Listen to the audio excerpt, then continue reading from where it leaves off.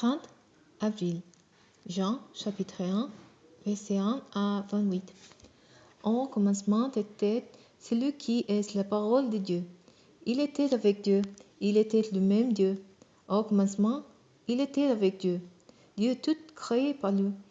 Rien de ce qui a été créé n'a été créé sans lui.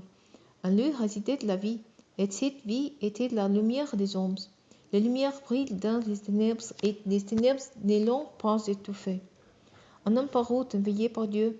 Il s'appelait Jean. Il vint pour être un témoin de la lumière, afin de tous les hommes croyant par lui. Il n'était pas lui-même la lumière, mais sa mission était d'être des témoins de la lumière. Celui-ci était la véritable lumière, celui qui, en venant dans le monde, éclaire tout être humain.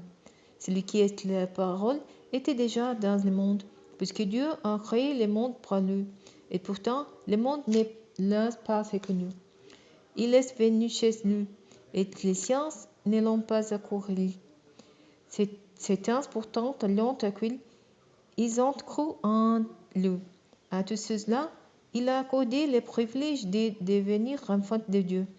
Ce n'est pas par une naissance naturelle, ni sous l'impulsion d'un désir, ou encore par la volonté d'un homme qu'ils sont devenus, mais c'est les dieux qui sont nés.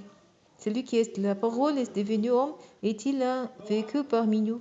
Nous avons contemplé sa gloire, la gloire du Fils unique envoyé par son Père, plénitude de grâce et de vérité. Jean, son témoin, a proclamé publiquement: voici ce dont je vous ai parlé lorsque j'ai dit: celui qui vient après moi m'a précédé, car il existait déjà avant moi. Nous avons tous été comblés de ses richesses. Il a déversé sur nous en grâce après l'autre. En effet, si la loi nous a été donnée par Moïse, la grâce et la vérité sont venues par Jésus-Christ. Personne n'a jamais vu Dieu, le Fils unique qui vit dans l'intimité du Père, nous l'a révélé. Voici les témoignages des gens lorsque les Juifs lui envoyèrent de Jérusalem une délégation de prêtres et de Lévites pour lui demander: qu'est-ce que il dit clairement la vérité sans se dérober, et leur déclara ouvertement: je ne suis pas le Messie. Mais alors continueront-ils: qui est-ce donc?